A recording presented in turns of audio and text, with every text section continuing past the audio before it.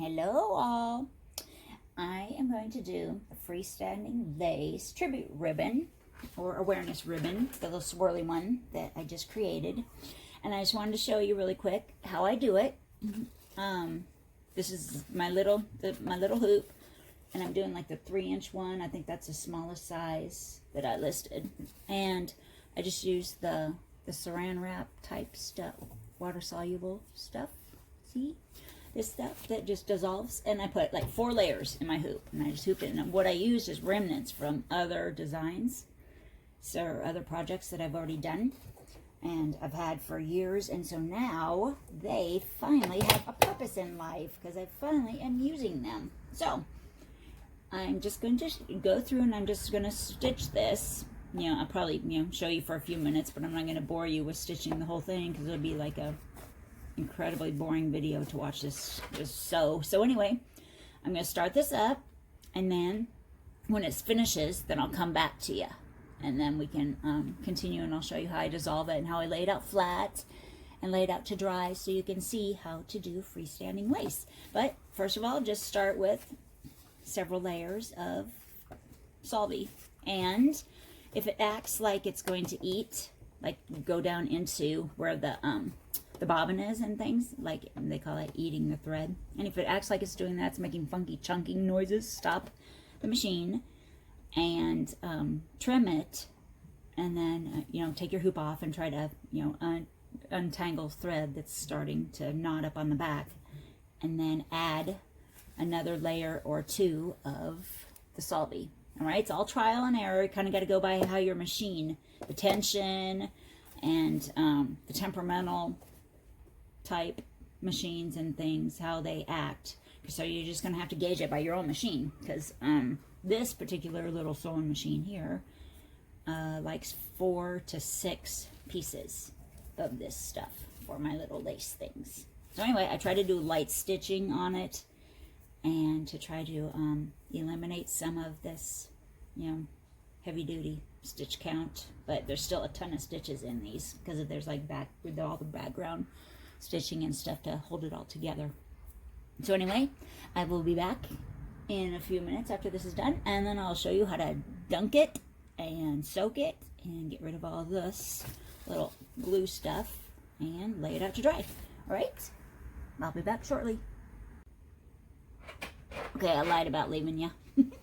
I forgot to tell you, I usually bring up the bobbin all the time, so always make sure that your bobbin comes up with you. If you there's a little button, if you don't know, a little button to push down the needle to bring up the bobbin thread, so that way it won't create knots and there will be less chance of the initial thread starting, the tack down stitches and stuff, to go underneath and create a bird's nest and create a mess because you don't have your normal super thick fabric and stabilizer. So I'm gonna go ahead and just get it started and just watch it sew.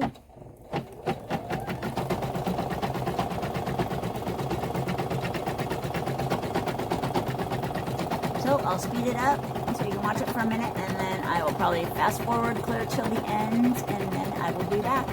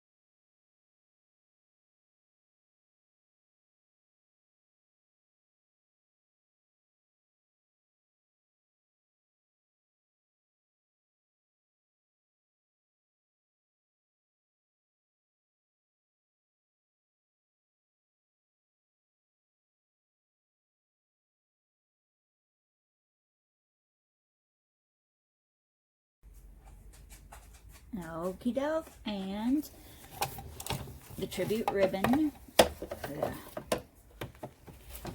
breast cancer awareness ribbon, is now finished. See, it's just the little lacy stuff on. Whoop, whoop. So you can see the water-soluble stuff down into it. We're going to get rid of all of that. And now I'm just going to kind of just peel off the extra very gently. Just kind of go around and just peel off the layers. Or you could cut them, whatever. However you want to do it. However you want to do the speedy. There's only 4 layers on this and it goes around the edge pretty cleanly. So I'm just going to do it by hand for this. And then I will meet you in my kitchen to show you how to give it a bath and to lay it out to dry. So it can be, looks pretty good right there, but it still bugs me. There's all the water-soluble stuff in there needs to go. All right, so we'll see you in a second. Bye. Okay, here is my little pile of lace that is still drying. So I have my awareness ribbon. I lay them out flat on parchment paper, and I use a cookie, like a cookie platter to you cool cookies on when they come out of the oven. I have a rack that I place them on, but I just wanted to show you how I just kind of throw them down on parchment paper and put them on that rack. And actually I kind of put a towel on top of it to kind of weigh them down so the edges don't curl, because that drives me nuts when it curls and things. And then once it starts to dry a little bit and kind of gets absorbed into the towel, then I take the towel off. And then I put a fan on it, and then they continue to dry, and then they will dry flat. But the weight of the towel kind of takes the curl out of them, so then the edges don't curl up. Okay, so now, see, I have the new little tiny little awareness ribbon with a stray string. We gotta get rid of that. So then I'm just gonna dunk it. Oh, we got more strays. Get rid of the strings. Okay, and I'm just gonna dunk it. Oh. And I forgot to tell you, in case you didn't know already, this is my tub of freestanding lace bath stuff. And what it is, it's all left over, all the extra remnants and stuff of water-soluble things. It's kind of created a glue down in there. So it will get rid of all these big chunks, but at the end, all of the lace that's stuck down, or all of the water-soluble stuff stuck down in between the lace and in between the threads. But, and at the, since it's liquidy, it'll kind of act like a glue too, and kind of seal it and keep it stiff. So then it won't be super flimsy thread, and it'll be kind of like, I don't know if you're like your moms or your grandmas or whatever used to make doilies, but my mom used to, and she would pin them and tie them down, and probably think soak them in like sugar water or something like that. And then she would pin them down flat until they dried. And then they would be just little doilies that someone had made ages ago. So anyway, it's kind of that same concept, except for this is not sugar water. It is just leftover other soluble stuff that I've used from all my other freestanding lace that I've dissolved, and it's just kind of created this gooey bath. It's just my glue bath. So anyway, that is how you do it, and you just keep kind of doing it. And if you cannot get the water-soluble stuff out of in between the little stitches, just run it over with your hand very gently over hot water, and the hot water will melt it off too. But I'm pretty okay with how this is turning out. I'm going to leave it in the bath for a little while longer, and then I'll stick it out to dry, and then I'll show you once it's all dry what it ended up looking like. All right, thank you. Okay. I let them dry overnight, and I kind of had a fan blowing in the area just so keep more circulation, not directly on them because that causes problems. But initially, when I put them on here and they were pretty wet, I put on an old-fashioned bar towel, I guess, you know, just a cottony type, and then I put on a heavier towel, just like regular old towel, over top of them to kind of weigh them down a little bit. And then once that absorbs a little bit of the water, it helps keep the edges from curling, because I don't like it when it curls up. And it kind of sticks because that stuff's like glue. And just gently pull them up. pull it up. This was from the freestanding lace, the one with organza that I did, which is also part of the video. And here is the little one that I did. You see, all the stuff is gone.